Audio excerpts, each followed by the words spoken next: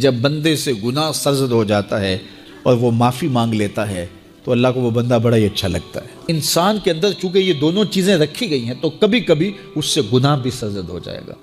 نیکی اس کی عقل، اس کا فہم، اس کا ادراک، شریعت کی رہنمائی، انبیاء کی تعلیمات اسے بتائیں گی کہ وہ نیکی کے راہ پہ چلے، لیکن کبھی کبھی بائیں سمت سے جو خواہشات اور آرزو ہے وہ بھی اس کو گھیر لیں گی اور اچانک اس سے کبھی کوئی گناہ بھی ہو جائے گا۔ اور اگر اچانک اس سے کبھی گناہ ہو گیا، کبھی آنکھ بھٹک گئی، کبھی خیال بہک گئے، کبھی سوچ میں آوارگی آ گئی، کبھی زبان نے میلا لفظ بول دیا، تو پھر کیا ہے کہ پھر فوری معافی مانگ لے۔ مومن جب گناہ کرتا ہے تو ایسی کیفیت ہوتی ہے جیسے ابھی احد پہاڑ تلے آ گیا ہے، اگر اس نے توبہ نہ کی تو کچل دیا جائے گا۔ اللہ اکبر، تو پھر فوری معافی مانگتا ہے تو یہ اللہ کو بڑا ہی اچھا لگتا ہے۔ اللہ کہتا ہے فرشتوں سے کہ دیکھو میرا بندہ آخر میری دہلیز پہ آیا ہے نا، تم گواہ ہو جو میں نے اس کے سارے گناہ معاف کر دیے۔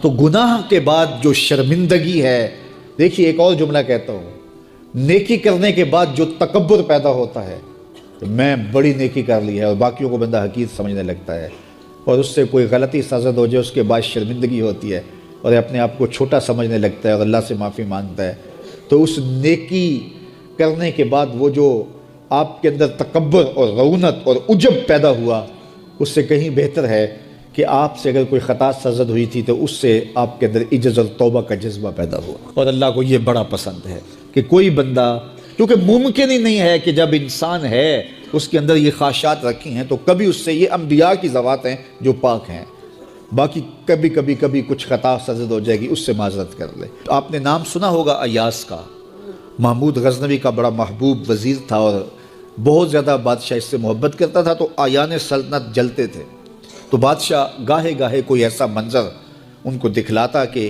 اس سے میں خاص پیار کیوں کرتا ہوں۔ ایک دن بادشاہ کے ہاتھ میں موتیوں کی بھری ڈبیا تھی اور محل کے اندر یہ ایک حوض تھا، تالاب تھا، تو اس کے اندر اس نے وہ سارے موتی پھینک دیے۔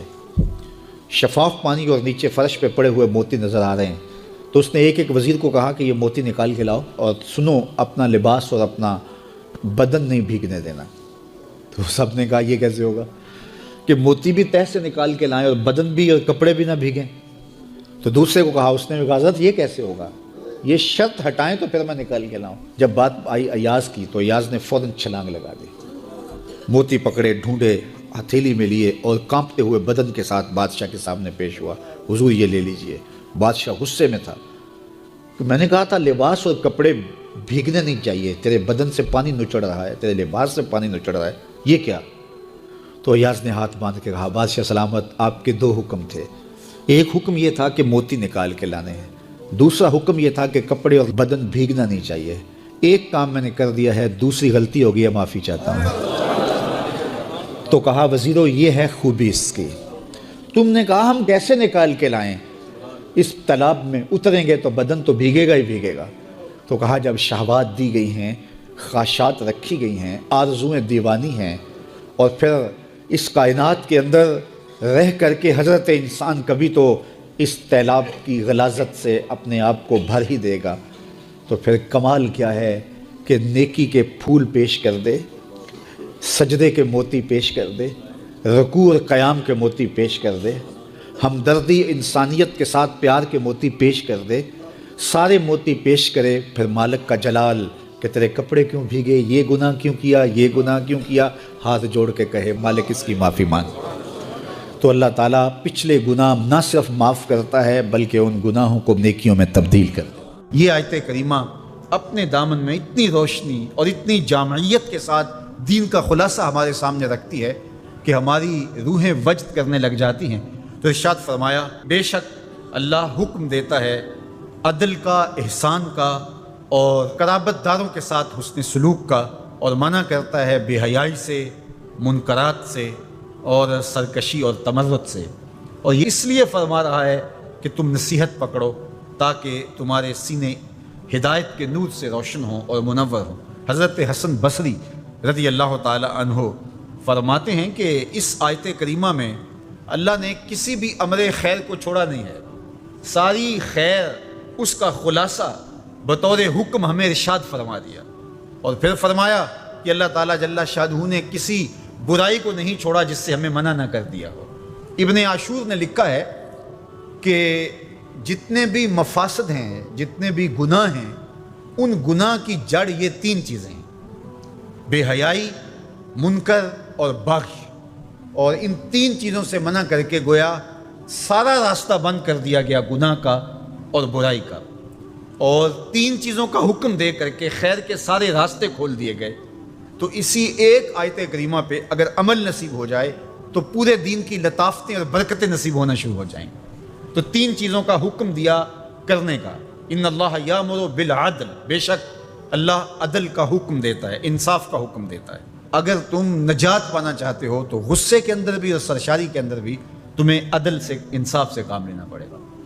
تو ہمارا دین ہمیں عدل سکھاتا ہے. اور قیامت کے دن 7 اشخاص جن کو اللہ اپنے عرش کا ٹھنڈا سایہ عطا فرمائے گا، ان میں سے پہلا شخص حضور نے ارشاد فرمایا امام عادل، وہ شخص جو عدل و انصاف کرتا ہے، وہ امام، وہ حاکم جو عدل سے امور سلطنت نبھاتا ہے.